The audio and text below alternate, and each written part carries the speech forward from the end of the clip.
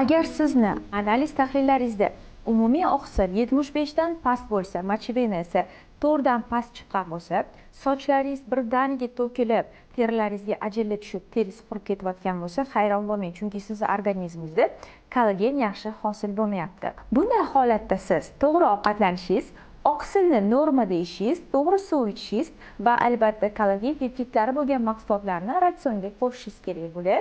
Xolodets, pishloq sho'rvasi bo'lishi mumkin.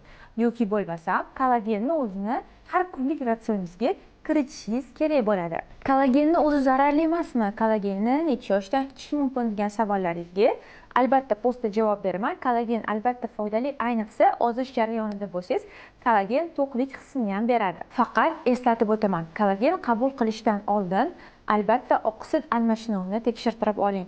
Sababi agar sizni organizmingizda ammiak yuqori bo'lsa, yana siz kollagen ichadigan bo'lsangiz, bunda sizni organizmingizda ammiak ortib ketishi va bu ichgan kollageningiz sizga salbiy ta'sir ko'rsatib qolishi mumkin.